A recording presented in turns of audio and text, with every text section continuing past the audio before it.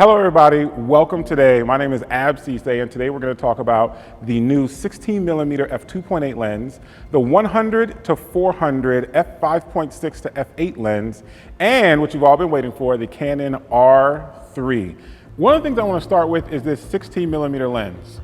This 16mm 2.8 lens is a great little lens to always have in your camera bag. I'm one of those who rarely shoots wide angle, so having this fixed 2.8 lens, which is really sharp, if I want to do something like an environmental portrait or capture something really, really wide like I did here today, it's a great lens to have in your camera bag. So some of you may ask, why would you carry this 16 2.8? For me, really it's about the size of it. It is ultra compact. I was expecting to get some like wide fisheye lens. When I saw how compact it was and the fact that it's also rectilinear, again, this is one of those lenses where if you have a client who asks, can we get like a wider shot? Or if you have to shoot interiors, or if you're shooting like video and you want that really, really wide shot, I think people who may shoot like skateboarding or BMX biking or extreme sports may really, really love this lens for the simple fact that it captures everything around you without getting a lot of distortions that you can see in this portrait that I captured here, just to show you some of the qualities of this lens. So on this shoot today, I also got the chance to shoot the 100-400mm lens. I'm a photographer who oftentimes just has the Holy Trinity and a few key primes, and I want a really shallow depth of field. And so being able to have a really compact 100-400mm lens, in case I ever needed that focal length, for me it's really about the 200-400, is a great thing to have in your camera bag. And it doesn't take up a lot of real estate in your camera bag, so it's something that I could carry with me all the time. Again, as a commercial photographer, you always want to be prepared, but in many cases, I'm not going to be so prepared to have a 400mm lens in my bag.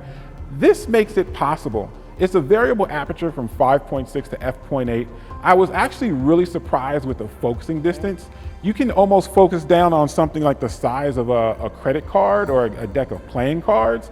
And so today I used it just to get a feel for it. I was using it in the studio, kind of shooting across the studio, shooting some beauty images, getting some of those kind of like really long lens shots of our model. And again, I think it's a great thing to have in your bag that can give you another look in case you don't want to carry around like a big, huge 400mm lens. But if you're also just getting into photography and you're into like birding or things like that, this is an unbelievable lens, and it's not going to fatigue you if you're out shooting it all day because it's so small and compact. Beautiful job. So now we've talked about the new RF lenses with the 16mm and the 100-400mm RF. Now we're going to dig into what you've all been waiting for, the Canon R3. I'm kind of excited about this camera. You know, when I first heard about the R3, a lot of people say it's for sports photographers or they gear it towards a certain genre.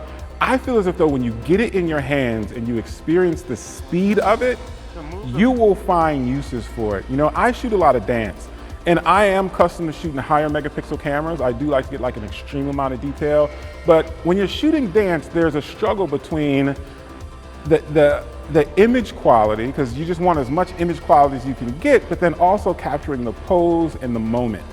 And in some situations, we have a lot of time to capture the moment. We can ask the models to do it over and over again, but there are other times where you're going to have one chance. And I think this is what really interests sports photographers, or people who are getting a camera in which they can really capture things that are happening in the moment.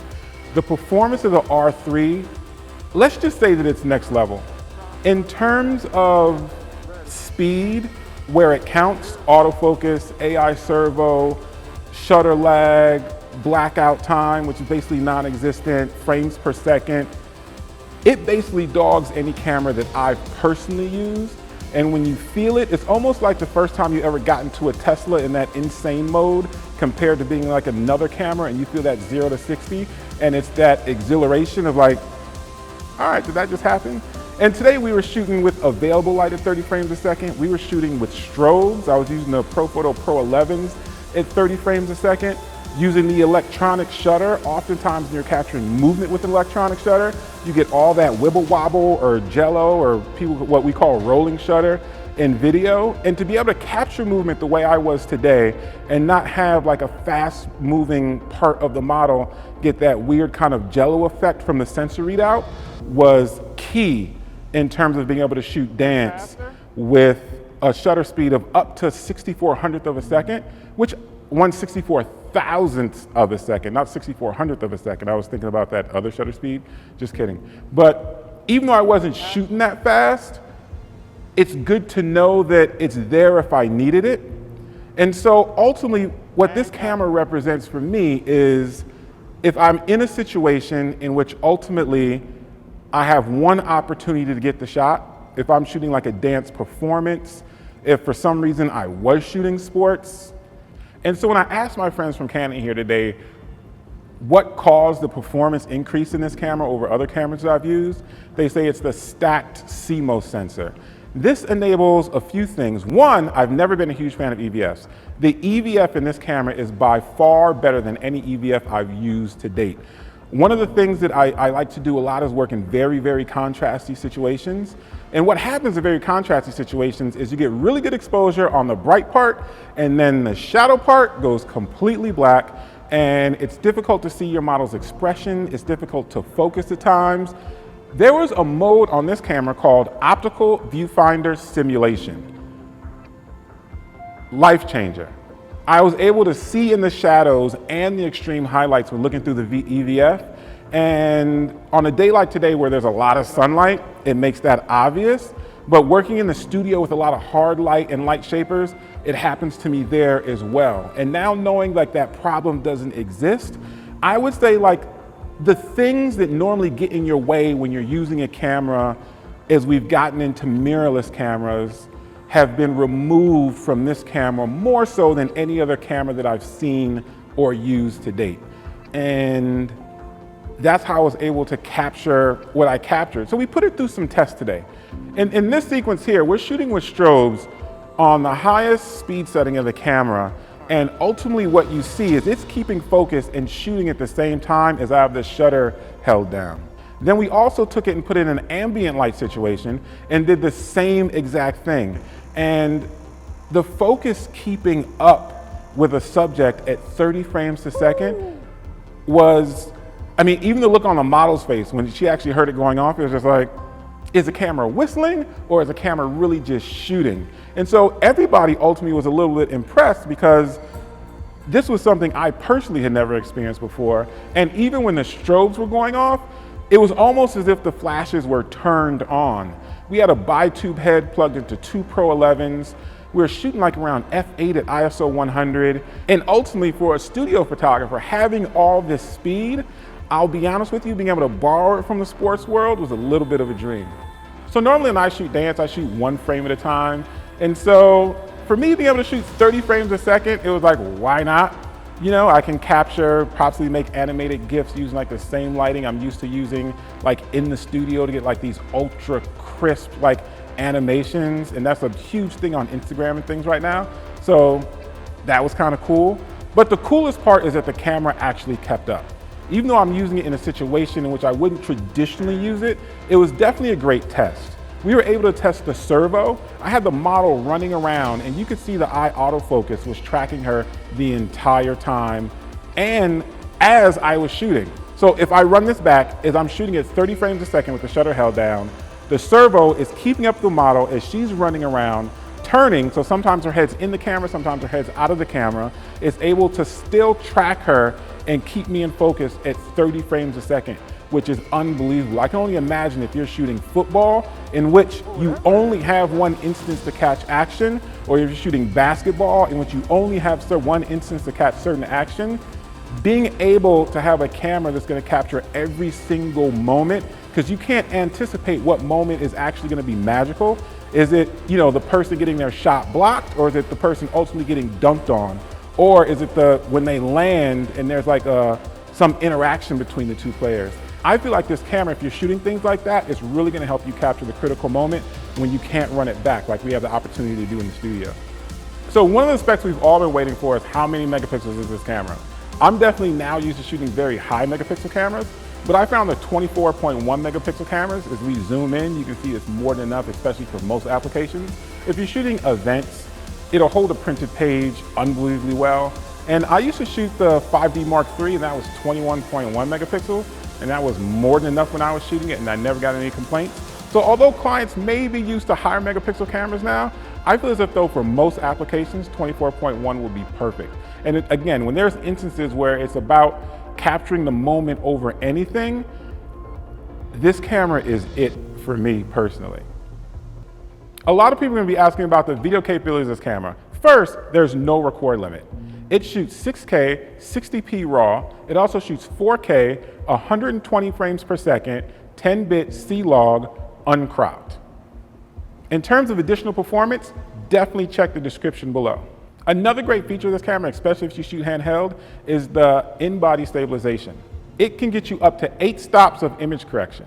When you first pick up the R3, you're gonna see something a little bit different and also something very familiar. The little bit different part is the hot shoe.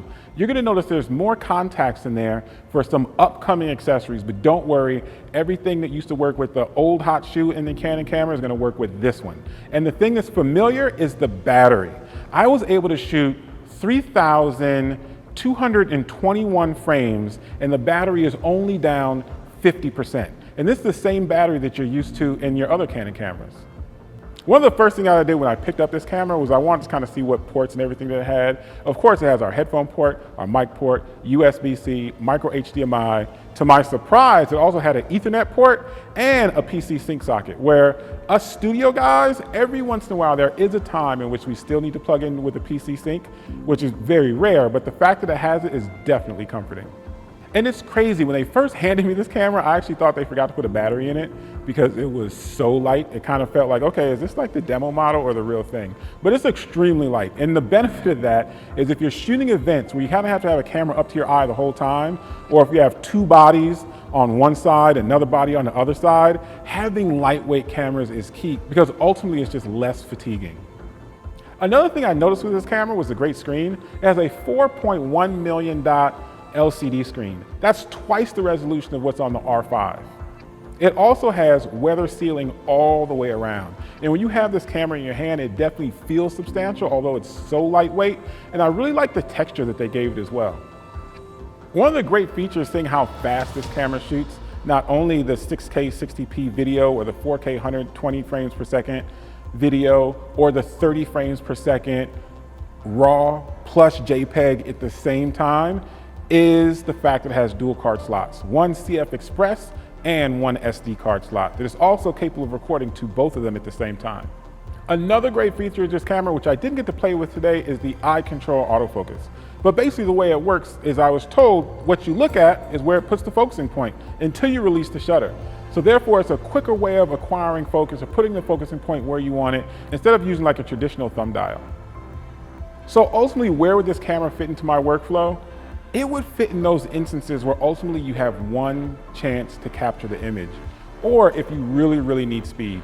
There could be a time where you could shoot with a certain dancer, they could be a celebrity, and they may say, you know what, I'm giving you 3 jumps, or I'm giving you 1 jump, and that's it. Our wonderful model Umi today gave us 1,000,000 jumps, and I thank her very, very, very, very, very, very, very much.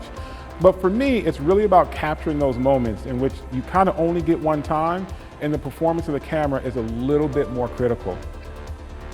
Thank you guys so much for joining me on this shoot today. I want to thank Adorama, I want to thank Canon for giving me this experience shooting this with this really fast camera. I'd like to thank our model Umi, our makeup artist Jeannie, and if you guys have any comments, please leave them below, and don't forget to like, comment, and subscribe.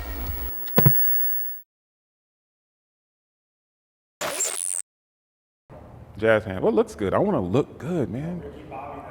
Denzel Washington's getting old, man. I can clean up. You know what I'm saying? Like.